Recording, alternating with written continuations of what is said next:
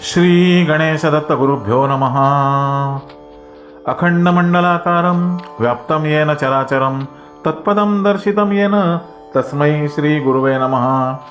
परमपूज्य सद्गुरू श्री रामकृष्ण क्षीरसागर स्वामींना वंदन करून संघटित सत्संग मंडळांच्या या गुरुकार्यातील मोहिमेमधल्या 2188व्या भागाचं मी पठण करीत आहे. आज वैशाख शुद्ध षष्ठी बुधवार दिनांक 22 एप्रिल 2026. अमृत कलश पुष्प 9 या ग्रंथातील सृष्टी रचना या अध्यायाचे पठण सुरू आहे. परमपूज्य सद्गुरू आपल्या प्रासादिक वाणीतून ओढ आणि परिवर्तन या अध्यायात परमपूज्य सद्गुरू पुढे म्हणतात, ओढ ही ईश्वराचीच योजना आहे. चंद्राला पाहून समुद्राला भरती येते. सूर्योदयाबरोबर कमळ फुलते. सूर्याकडे पाहून सूर्यफुले आपली मान वळवतात, फुलतात. मातेला दुधाच्या धारा लागतात त्या बाळाच्या प्रेमाच्या ओढीने. गाईला वासराची व वासराला गाईची ओढ दिसते. संध्याकाळी पशु पक्षी घरट्याकडे पिलांच्या ओढीने निघतात. जसे भूमीला पाणी मिळते, वनस्पतींना आणि अंकुरांना सूर्यप्रकाश मिळतो, मुळांना पाणी व इतर खनिज द्रव्ये मिळतात, नदी नाल्यांना समुद्राच्या उदरात सामावून घेण्यासाठी जागा मिळते. तसेच मनुष्याला जर ईश्वर दर्शनाची भक्तीची ओढ असेल तर त्याला ईश्वर दर्शन साक्षीत्व मिळते. मनुष्याने सृष्टीत उत्पन्न झालेल्या कोणत्याही गोष्टीचा स्वतःसाठी वापर केला की त्या गोष्टीचा उद्धार होतो. या सर्व गोष्टी मुळातच मानवाच्या भेटीची अपेक्षा करत असतात. त्या मानवाचाच आधार शोधत असतात. त्या मानवाच्या आश्रित असतात आणि मानव हा भगवंताचा आश्रित जीव आहे. तो भगवंताचा आधार शोधत असतो. त्याला भगवंतांकडे जाण्याचा मार्गही माहीत असतो. त्यासाठी तो प्रयत्न करत असतो. त्यामुळेच प्रत्येक जीव हा भगवंतापर्यंत पोहोचण्याच्या अपेक्षेने मनुष्याच्या सानिध्यात येतो. दिव्याभोवती किडे फिरतात. ते दिव्याच्या प्रकाशाच्या आकर्षणाने व तिथेच होरपळून मरतात. साप, ढेकूण, पाली, विंचू, झुरळे इत्यादी प्राणी माणसाच्या घरी जातात व माणूस त्यांना मारतो. प्रत्येक जीव स्वतःच्या योनीला कंटाळलेला असतो. आपण या योनीतून मुक्त व्हावे असे त्याला वाटत असते. त्यामुळेच हे जीव दिव्याभोवती किंवा मानवाभोवती येऊन आपले जीवन संपवतात व पुढे जातात. तसेच हे जीव मुक्त होईपर्यंत माणसाशी संबंध टिकवून ठेवतात. त्यामुळेच मानवाद्वारे त्यांना भगवंताशी संबंध स्थापित करता येतो. ओढ फक्त कीटक प्राणी यांनाच असते असे नाही. ही ओढ फळांना, फुलांना, पानांना, वाऱ्याला, पाण्याला, अग्नीला, दगडाला, लाकडाला, मातीला सर्वांनाच असते व त्या ओढीनेच ते मानवाच्या उपयोगी पडतात. मनुष्य फळे, अन्नधान्य खातो, फुलांचा सुगंध घेतो. भगवंताच्या चरणांवर फुलांना अर्पण केले जाते. दगडांच्या मूर्ती होतात. दगडांनी घराचा पाया भरतात. लाकडापासून मूर्ती, देवघर, कपाट तयार होते. भगवंताने अशा प्रकारे प्रत्येक पिंडाला ब्रह्मांडाशी बांधून ठेवले आहे. त्यामुळेच प्रत्येकाच्या ठायी एकमेकांसाठी काहीतरी करण्याची इच्छा आहे. हे सर्व जीव आपापल्या धर्मानुसार मनुष्य सान्निध्य प्राप्त करून त्याच्या उपयोगी पडतात. गाय दूध देते, कुत्रा घर सांभाळतो, जनावरे वासरांच्या ओढीने गोठ्याकडे वळतात, पक्ष्यांचा थवा घरट्याकडे परततो. दिवसभर परिश्रम करण्यासाठी बाहेर पडलेली माणसे घरातील लोकांच्या प्रेमासाठी घराकडे ओढ घेतात.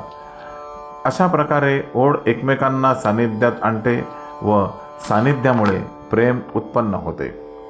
आपण विज्ञान युगात जगणारी माणसे आहोत. त्यामुळे आपण फक्त श्वासोच्छवास करणाऱ्याला सजीव मानतो. निसर्गात होणाऱ्या इतर घडामोडींकडे आपले लक्ष नसते.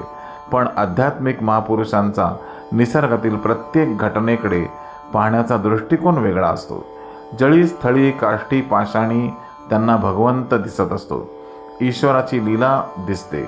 प्रत्येक गोष्टीतील त्यांची दृष्टी, त्यांचा अंदाज ईश्वरी असतो. इतरांना पटवून देण्याची क्षमता त्यांच्या ठायी असते. समुद्रात लाटा उत्पन्न होतात व त्या एका विशिष्ट गतीने किनाऱ्यावर विसर्जित होतात. हा समुद्राचा श्वासोच्छवासच आहे. भूमी ही श्वसन करते, उत्सर्जन करते. मनुष्य केवळ श्वासोच्छवास करत नाही तर उसासाही टाकतो. उसासा म्हणजे दीर्घ श्वास टाकणे. त्याची गती वेगळीच असते. या घडामोडी सृष्टीतही होतात। समुद्राने उसासा टाकला तर समुद्रात चक्रीवादळे उत्पन्न होतात, यात लाखो लोकांचे नुकसान होते, सृष्टीचीही हानी होते व अनेक जीव मृत्युमुखीही पडतात। भूमीने उसासा टाकला तर भूकंप होतात, हजारो लोक बेघर होतात, अनेक जीव भयभीत होतात, मृत्युमुखी पडतात, पाण्याचे प्रवाह बदलतात, चव बदलते। घरात जर तुम्ही उसासा टाकला तर वडीलधारे माणसे रागावतात, कारण भरल्या घरात उसासा टाकणे चांगले नाही असे समजले जाते। तसेच निसर्गातील उसासाही अतिशय नुकसान करतो। निसर्गामध्ये सारखा बदल होत असतो, कारण परिवर्तन हा सृष्टीचा नियम आहे। हा परिवर्तनाचा भाग आकाशात फिरणाऱ्या ग्रह, तारे व पृथ्वी यांच्यामुळे घडतो। त्यांच्यामध्ये ओढ असते किंवा वैज्ञानिक भाषेत गुरुत्वाकर्षण असते। हीच पिंडाला ब्रह्मांडाशी बांधून ठेवणारी एकमेव शक्ती आहे। हीच प्रत्येकाला या सृष्टीच्या रचनाकारापर्यंत आणून सोडते, भगवंताच्या अस्तित्वाची पदोपदी जाणीव करून देते। अस्थिरता ही केवळ परिवर्तनासाठीच असते। हे परिवर्तन मानवाला आनंद मिळवून देण्यासाठी असते, कारण एका स्थितीत मनुष्य कंटाळतो, त्याला बदल हवा असतो।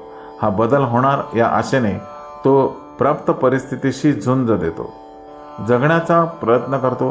भगवंताने मनुष्याला शतायू होण्याचे वरदान दिले आहे। एवढा मोठा कालावधी जगायचे म्हटले की त्याला परिवर्तन किंवा बदल आवश्यक आहे। कालगणना।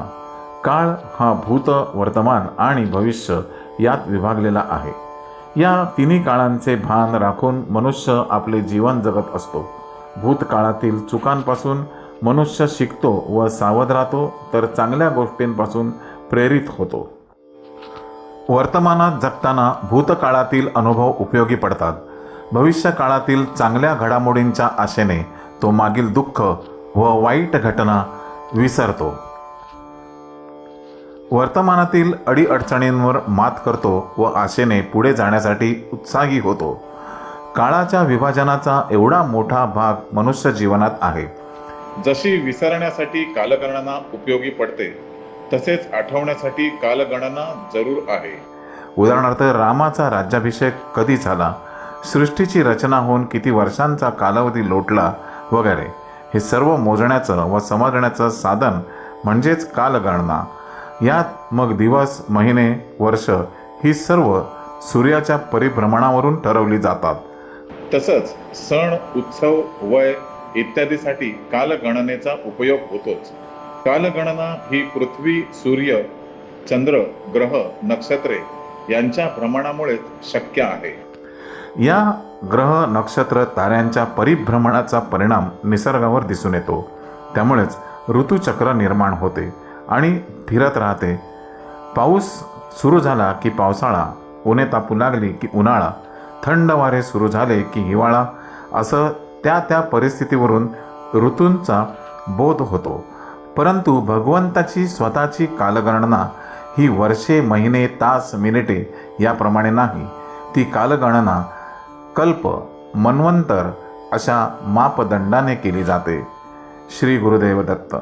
गुरुबंधू आणि भगिनींनो, आजचे हे पठण परमपूज्य सद्गुरूंच्या चरणी सादर अर्पण। या अध्यायाच्या पुढील भागासाठी पुन्हा भेटूया उद्या सकाळी 6 वाजता। श्री गुरुदेव दत्त।